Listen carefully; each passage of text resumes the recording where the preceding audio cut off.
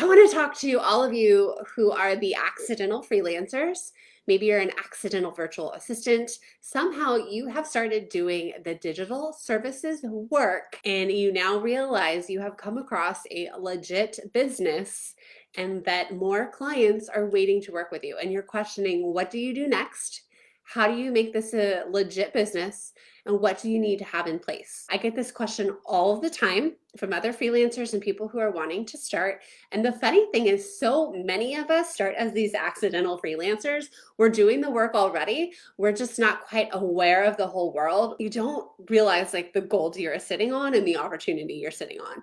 And once you start to treat your business as a real business and not a hobby, not a little side hustle, you will start to see massive growth. You'll be able to charge more, you'll get better high-end clients, and like the business will fall into place. Not saying it's going to be easy though, but there are a couple things that the accidental freelancer should be doing to position themselves for success. In case you didn't know, my name's Emily Reagan. I've been freelancing for 15 years. I took on my first clients kind of accidentally, just helping them get some press releases out to the world. And then I took on a couple other clients, just kind of not really thinking like where it would go. I just saw an opportunity to help people. It came from a good place in my heart. I did not realize I was sitting on a business. I was at the right time in the right place, but I did not have the business wherewithal at the time. And at the time, the term VA really wasn't as common as it is now. Now the term virtual assistant, it can mean anything from somebody who does a data entry to administrative work, to somebody working overseas, to somebody who's like building marketing funnels and doing high-end digital marketing work. Business owners will use the term VA and they'll mean they need a website designer, or a copywriter, or a social media strategist. So the term VA is very watered down and doesn't mean a lot these days, but what the thing most business owners really need is just someone to help them get stuff done. If we really break it down super simple, they need help in the back end of their business. And there's a lot to do this day and age with all the tech happening, all the social media platforms to be visible on, the inboxes to show up in. There's a lot of work out there right now. I stumbled across this as an accidental freelancer. It was not my game plan. And I've made a lot of mistakes along the way. And I've shared these here in the group and learn it over in my YouTube channel too. And on my podcast, I talk a lot about things you could do differently and do better. I really wanted to speak to the accidental freelancer because I get a lot of women who are already doing the work like in a volunteer gig. Maybe you are managing a Facebook group for a school, a PTA, a neighborhood. Maybe it's another type of volunteer organization.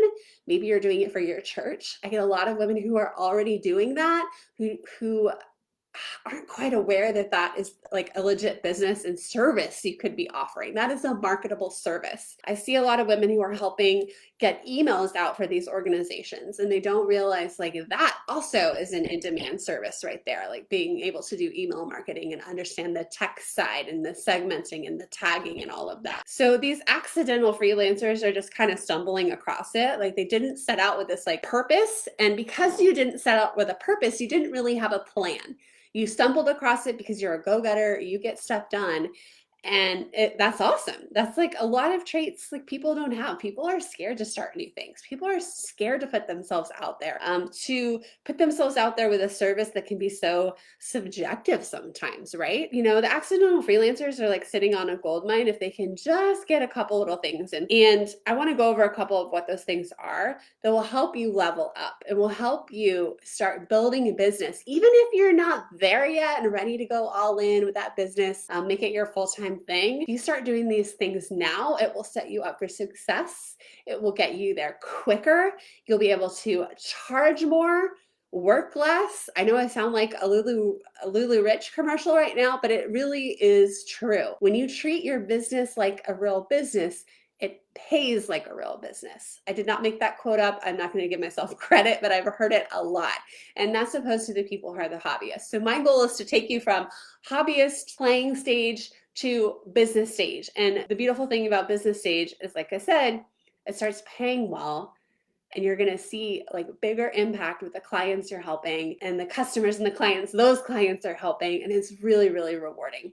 But also like sets you up for success. You're working all the time, you're not charging enough, you're not taking it seriously, like you can really quickly burn out. And when you start treating your business like a business, those things don't happen. Like you become a self-employed employed business owner, and everything changes. Like you make better decisions, you have a better money mindset, and you can see the opportunities for growth and scalability. Okay, so here's a couple things as an accidental freelancer you should start doing. Number one is start building your portfolio. But a portfolio is key for attracting high-end clients and communicating that you know your stuff, that you can repeat the process, and it's going to make the whole process of client acquisition easier. It's going to make clients want to fall into your lap and want to work with you when they see what you have done. And as an accidental freelancer, you don't have that. You're probably happy as a clam working with a client or two, whether you're charging or whether you're volunteering, and you don't necessarily realize like that's something you should be doing. And it's so much easier to do it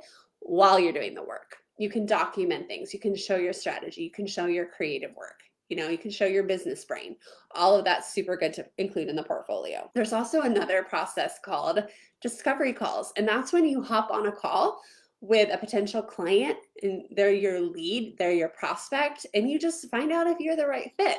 But they really scare a lot of people because you have to really have like a sales call, right? You're really selling your services, and I think a lot of freelancers struggle with that and they don't realize like that can be part of the process of getting new clients. I want to go ahead and encourage you right now to flip your mindset on that and treat it as a business owner that you are trying to decide if they are a good fit for you. Like it's a B2B relationship here. You are not desperate. You are not going to jump in bed with any client. You want to be just as picky and weed out the bad potential clients and bad relationships in that call. So a discovery call usually has a distinct script to get to that talk about investment, that to get you talking about your value. And we call that value articulation. And then of course, there's like different phases of the discovery call, getting to know someone. But there's a lot of work that goes into discovery calls. You don't just like waltz up and show up and bank the client and get them to sign right away. That's just not how it works.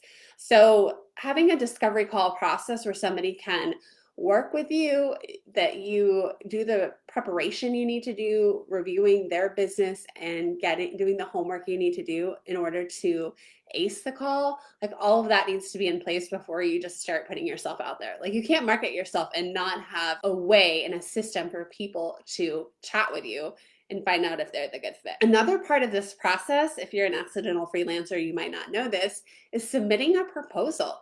Like putting together a plan. Not all of us have these like perfect websites with all of our rates on there, like, services we can just buy off the shelf, which are productized services. Not all of us are there. A lot of times we need to create custom proposals based on what the client needs, especially at the beginning when we're still figuring out our services, we don't quite know. And so figuring all of that out early on in your business can be a little bit tough. Of course, the client says yes. The big thing to worry about is a contract. Now, a contract protects yourself.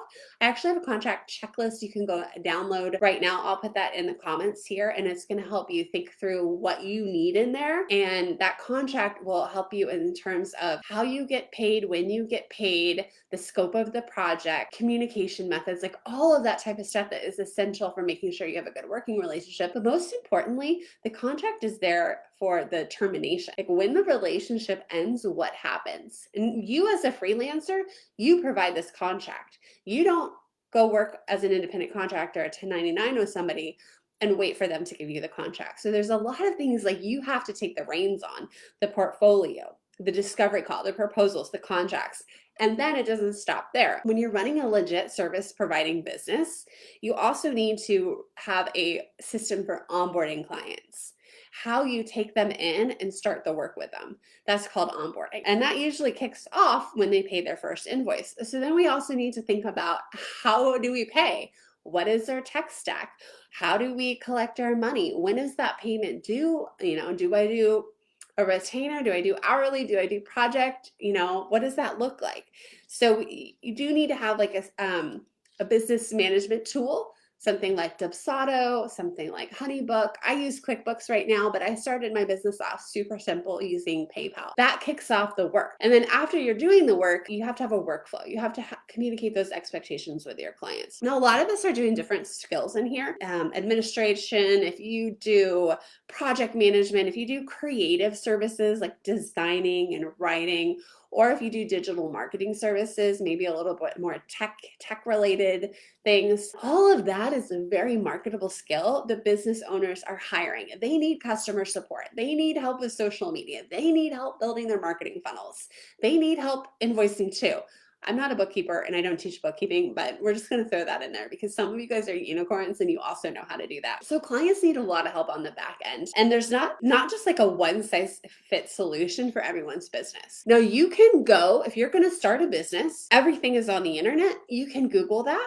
And if you have a lot of time, if you have plenty of time to do all the research, like I encourage you to do that and start treating your accidental freelancer business as a legit one. There are also government organizations and local, I can't think of what they're called, like your local chamber and whatnot, but they have organizations to help small business owners get set up and do the legal parts of things. Like you can go tap into those resources and start your business. And it's gonna be a little bit of red tape. It takes some time, but like the government wants you to be successful. They want your taxes, right? So they're gonna help you do that. You need to know where to look and where to find it. Everyone's gonna be a little bit different with their state, with their city, county, and all that. So definitely look into that. My child's daycare worker in Maryland, right before we moved here, had a program that was assisting her, and they were helping her build the website and get her business up and running, and that way she could serve more low-income families in the area and help them with daycare. And so like this is why these programs exist, to help the small business owner. You can't do it all and know it all, okay? So don't let that stop you. There are resources for you to take your business to the next level. I actually have had a lot of women come to me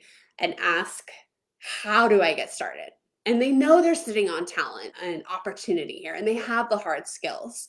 And I created my signature course to teach how to do the work. And I had one module dedicated to getting the business set up. And a lot of it was how I did things. And you guys know me, like I jump in and I do things quickly and I learn on the fly. And that's not right for everybody. And I get that. And so that was a very popular module in my course, even though that wasn't like my favorite thing to teach, because like what I really love is the digital marketing implementation. I love like putting the pieces together of a marketing strategy and actually building it out and teaching my friends how to do the same for clients so they can make money. But that core business like lesson is so important because you have to be prepared with those contracts, with how you get clients, because you can never just sit pretty with one client and not be positioning yourself to find more or work with better quality. And like I've had friends and students and peers like align themselves with one client and it not work out, and then they kind of get like hosed. I've seen it work out beautifully. I've heard like, don't put your eggs in all one basket. And I also know how hard it is to context switch and juggle multiple clients. So like, you're gonna find the sweet spot with you. And you do have to set yourself up and anticipate that. You are sitting on a gold mine if you can do the admin, the marketing, the creative services, and the project management, online business management. It's a gold mine right now, and there's so many work opportunities. I have collected on my form only recently, like I don't even know when we set up the form, over 800 jobs that I have shared with my students and my work group because there is so much work, and you don't have to be good at everything. Like I don't need to explain all of that to you guys here, but like if you did something in a real job at one point, I don't care if it's Starbucks, like you can translate that into the online space. But people have been coming to me asking me the business questions, like how do I get started and how do I set this up? So I pulled out those things, lessons on portfolios, discovery calls, proposals, contracts, and onboarding, and then basic business fundamentals like taxes, business entities. Very quickly, we go over all of that and some finances. So this is the core lesson of my course. Now, I'm relaunching in a live model my course, and it's going to be renamed, and it's coming out at the end of February. But in the meantime, for those of you who are the true go-getters, the accidental freelancers, you're already doing the work. You just need to start charging more for it, or maybe like treating yourself as a business owner. These core business lessons are going to help you. So I pulled that out. It's called in a mini course, it's called the Freelance Biz Kickstarter. This is not for everyone. If you don't have the skills, if you haven't worked in a long time, if you're not up to date in the online space, then this might not be the course for you. You need to wait for my digital marketing implementation course to come out in the spring of next year. But this is for people who are doing the work, are confident in their skills, and they're ready to treat their business legit level up, take on more clients, and look at so professional doing it. Set themselves up for a future. Maybe their side hustle becomes a full-time thing. Maybe their side hustle, maybe your side hustle gets more profitable. Maybe you have bigger dreams with this. I don't know. There's a lot of options that come when you have really in-demand freelancing skills. So if you want to join the Freelance Biz Kickstarter, that link is here in the comments. I pulled that out just for you guys because you've been asking. Thanks for joining me today. If you have any questions, you can always send me a message or a DM me over Instagram. I'm there at Emily Reagan PR, and you can go to my website, emilyreaganpr.com, to learn more about becoming a freelancer, virtual assistant, or a digital marketing assistant, which I call unicorns. All right, I'll talk to you later.